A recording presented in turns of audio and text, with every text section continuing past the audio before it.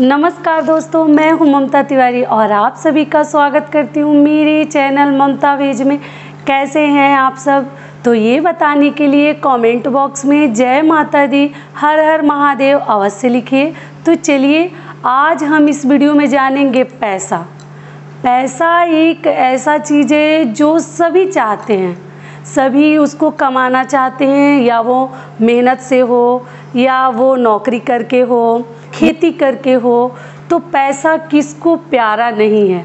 पैसा दुनिया में पूछिए तो किसको प्यारा नहीं है। जितनी सुख और शांति और दुनिया के ऐशो आराम है, सब कुछ तो पैसे से ही हासिल होता है, आपको मालूम ही है।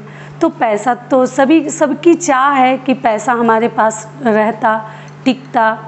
तो पैसा के ऊपर ही आज का हमारा वीडियो है कि पैसा हमारे पास कैसे बचे, कैसे टिके, पैसा का लेन देन हमें किस तरीके से करने चाहिए कि हमारे घर में सुख समृद्धि और पैसा टिके, कभी किसी से कुछ मांगना ना पड़े। पैसे को लेकर जो हमसे भूल होती है, उन सभी भूलों के बारे में हम इस वीडियो में जानेंगे। अगर आप ये भूल कर रहे हैं तो कृपया आगे से मत करिएगा। तो पैसा के कुछ नियम हैं, क्योंकि लक्ष्मी जी हैं वो बहुत चंचल होती हैं, वो कभी एक आदमी के पास टिकती नहीं है। तो उनको बचाने के लिए, उनको टिके रहने के लिए कौन कौन से हमें उपाय करने चाहिए, तो उसी के ऊपर आज का हमारा वीडियो है। तो दोस्तों, अगर आपको मेरा वीडियो पसंद आता है तो प्लीज़ आप मेरे चैनल को सब्सक्राइब कर लीजिए, बेल आइकन को प्रेस कर दीजिए, जिससे मेरे वीडियो के नए नोटिफिकेशन आप तक सबसे पहले पहुँचे। तो चलिए शुरू करते हैं। पैसा एक ऐसा बहुमूल्य चीज़ है और धन संपत्ति जिसको पूरी दुनिया चाहती है कि लक्ष्मी हमारे पास टिकी रहे। इसके लिए हमें जी तोड़ मेहनत करना पड़े, जो न उपाय करना पड़े, सभी उपाय करने के लिए हम तैयार रहते हैं कि हमारे घर में कभी लक्ष्मी जी हमारे घर से जाएं ना, हमारे घर में सुख समृद्धि बनी रहे, संपन्नता बनी रहे। सबकी तो यही चाह रहती है, लेकिन वो लक्ष्मी टिकी कैसे रहेंगी? तो इसके लिए मैं आपके साथ कुछ नियम जो है आपके साथ शेयर करूंगी। तो आप थोड़ा सा करके देखिएगा, कहीं आपको भी इससे फ़ायदा हो, लाभ मिले। मेरे लिए भी ये बहुत सौभाग्य की बात होगी।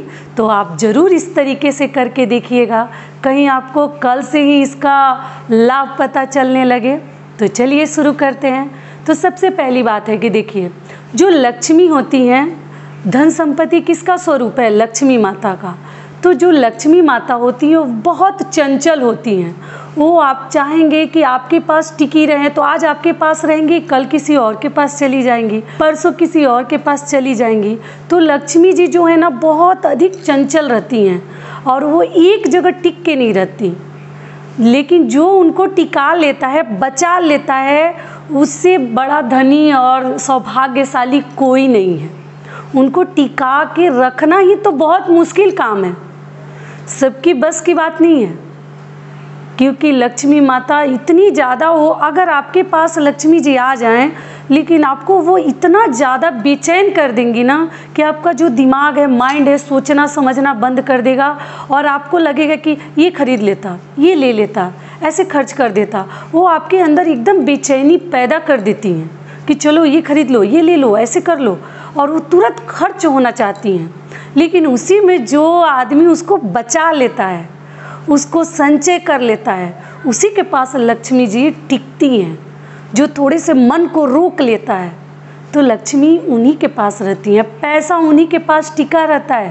पैसा कमाते तो सभी हैं, लेकिन बचाना सबके बस की बात नहीं है। लक्ष्मी जी उस व्यक्ति के अंदर इतना ज़्यादा हलचल कर देती है ना कि आप उनको कभी बचा नहीं सकते।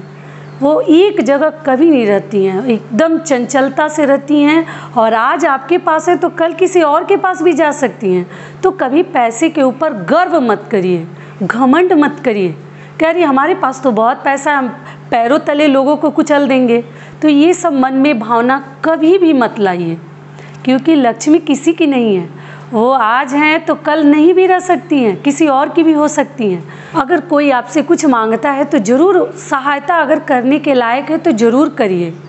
आप भले ही किसी से कर्ज वगैरह मत मांगिए, लेकिन मान लीजिए कोई मुश्किल घड़ी में है, कोई चाहता है कि उसका पैसे के बिना कार्य रुका हुआ है, तो आप ज़रूर उसकी मदद कर दीजिए।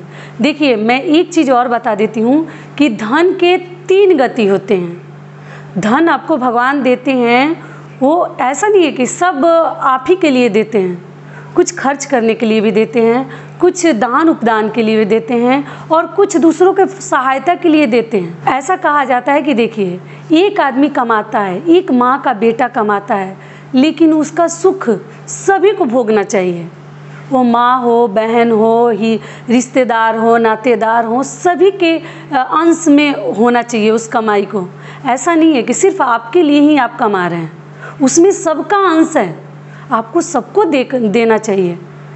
जहाँ देने का जगह है वहाँ ज़रूर दीजिए, क्योंकि धन का 3 ही गति होता है, दान करिए या भोग करिए या नाश हो जाता है। तो धन का 3 गति होता है, दान, भोग, नाश। तो कभी भी अपने धन को नाश मत करिए। आपके पास बहुत अधिक है तो अच्छा खाइए, अच्छे से पहनिए। बहुत सारे लोगों की आदत होती है कि सब कुछ रहते हुए फटे पुराने दिखाते रहते हैं, पहन लेते हैं। ये भी आदतें भगवान को पसंद नहीं है। क्यों पसंद नहीं है? कि देखिए, भगवान को लगता है कि मैंने इसको हर कुछ दिया है, हर चीज़ दिया है, फिर भी इसकी जो आदत है रोने की, वो जा नहीं रही है। तो ये भी आदतें लक्ष्मी माता को और भगवान को अधिक पसंद नहीं है। तो अगर भगवान का दिया हुआ सब कुछ आपके पास है तो आप खुल के जिए, अपना ज़िंदगी खुल के जी लीजिए, अच्छे से पहनिए, अच्छा खाइए, अच्छे से जीवन व्यतीत करिए। अगर उससे भी अधिक है तो आपको दान भी करना चाहिए, दान उपदान भी जरूर करिए। जब ज़रूरत पड़े, किसी को देना लेना पड़े, बहन बेटी को देना पड़े, तो आप ज़रूर खुल के दान करिए। और अगर आप नहीं करेंगे, ना भोग करेंगे, ना दान करेंगे, तो वो धन जो है कोयले के समान हो जाता है, वो नाश हो जाएगा, किसी का नहीं होगा। ना आप खुद ही खर्च करेंगे, ना किसी को आप देंगे, तो क्या होगा? वो धन नाश हो जाता है। तो दान, भोग, नाश, धन का 3 गति होता है। तो इसीलिए धन भगवान देते हैं, कुछ उसमें दूसरों का भी अंश होता है, तो कुछ दान भी करिए। मंदिरों में जाइए तो दीजिए, अपने रिश्तेदारों नातेदारों को दीजिए, जहाँ देने की आवश्यकता है तो ज़रूर दीजिए। तो चलिए, मैं सबसे पहला नियम बता देती हूँ। वो नियम क्या है कि मान लीजिए माँ अपने बेटे से पैसा ले रही हैं, जैसे बेटा निकाल के माँ को देने लगते हैं लड़के कि माँ ये पैसा ले लो, तो कभी भी अपनी बेटी से आप जो है पैसा हाथ में मत लीजिए, मत लीजिए। क्यों नहीं लिया जाता है? इसके पीछे भी बहुत बड़ा कारण है। वो कारण क्या है कि देखिए, ऐसा माना जाता है कि जो आपका बेटा बेटी है वो अपना कर्ज चुका देते हैं, और उनके लिए ये अशुभ होता है माँ के लिए। तो वो अपना कर्ज चुका के और जल्दी से उनका आयु जो है कम होता है।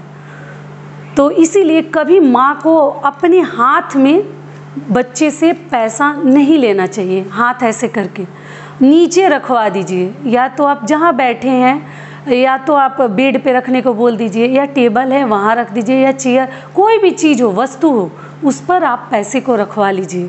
लेकिन कभी अपने हाथ में, अपने बेटे के हाथ से, अपने पति के हाथ से पैसा कभी भी अपने हाथ में मत लीजिए। और उन औरतों के लिए भी मैं बता देती हूँ, अपने पतियों से भी पैसे कभी आप हाथ में मत लीजिए। उनको बोल दीजिए कि यहाँ रख दीजिए, मैं ले लूँगी। तो ये नियम आपको पता चल गया, क्योंकि ये अशुभ माना जाता है कि वो आदमी अपना कर्ज जल्दी से भर के और जाने के लिए छुटकारा पा जाता है। तो उसे हमें छुटकारा नहीं देनी है, उसे बांध के रखना है, कर्ज में ही उसको डुबो के रखना है, अपने पति को और अपने बेटे को। तो इसलिए कभी भी हाथ में पैसा मत लीजिए। तो ये हो गया पहला नियम हमारा। दूसरा नियम क्या है? दूसरा नियम है कि आप कभी भी किसी को, मतलब बाएं हाथ से, घर वाले हो, दुकान वाले हो, रिश्तेदार नातेदार हो, आप बाएं हाथ से कभी किसी को पैसा इस तरीके से मत दीजिए। क्योंकि बाएं हाथ से दिया हुआ पैसा कभी भी जस नहीं देता, और उनके घर जाके कहीं सही जगह पर खर्च नहीं होगा। वो पैसा किसी न किसी रास्ते से, मतलब घर से निकल जाता है, बर्बाद हो जाता है। वो आपको बोलते हैं ना, ईमानदारी का कमाई जैसे कि जस देता है, उस तरीके से बाएं हाथ से दिया हुआ पैसा ना जस नहीं देता है।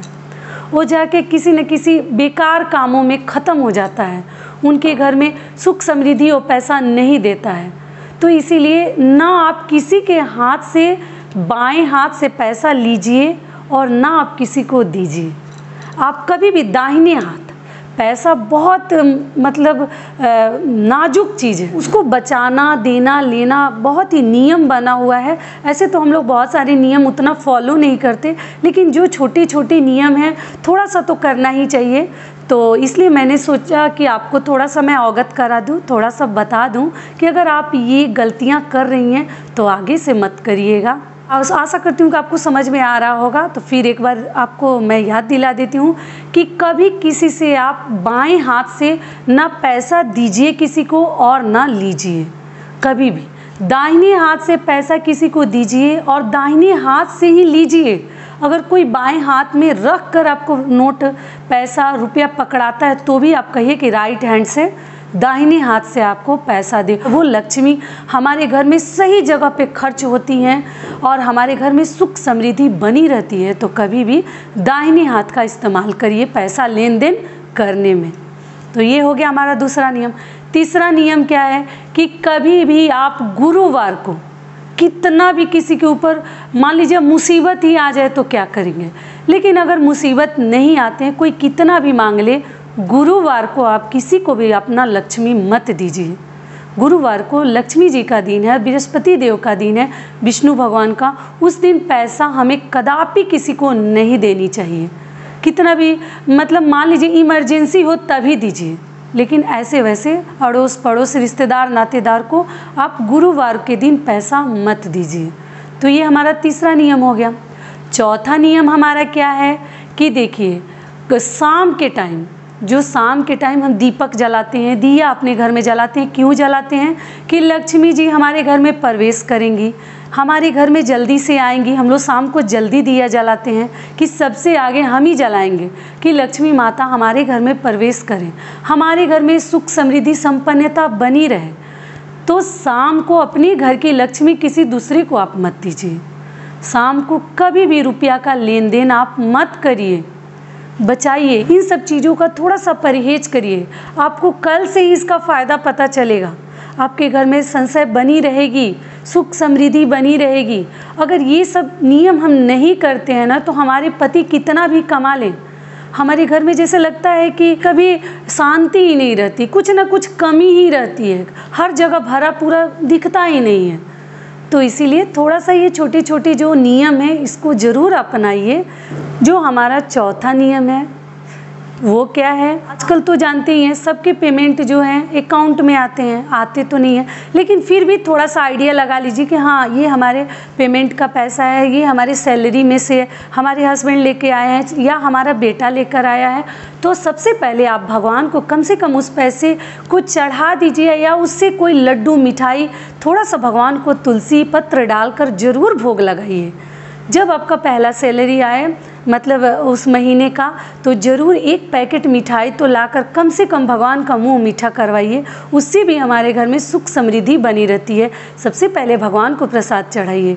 आस पड़ोस या जो ही आपके घर में फैमिली मेम्बर है उनको ज़रूर एक बार मुंह मीठा कराइए, क्योंकि उस पैसे में सबका हिस्सा है, सबका अंश है। मैं कई बार बता दी आपको। तो इसलिए सबको खुश रखिए।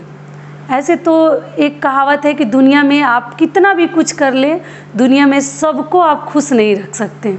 कितना भी आप जान क्यों न दे दे किसी के लिए, लेकिन सबको खुश रखना थोड़ा सा मुश्किल है। लेकिन जहाँ तक हो सके हम कोशिश करेंगे कि हम सबको खुश रखें। तो यही थे हमारे कुछ पैसे वाले नियम। आशा करती हूँ कि आपको पसंद आएगा और इससे आपको मैं विश्वास दिलाती हूँ कि ज़रूर लाभ मिलेगा। आप करके देखिएगा। तो यहीं तक का था हमारा वीडियो। फिर मिलती हूँ एक नए वीडियो में। तब तक के लिए नमस्कार। स्वस्थ रहिए, सुरक्षित रहिए और हमेशा मुस्कुराते रहिए।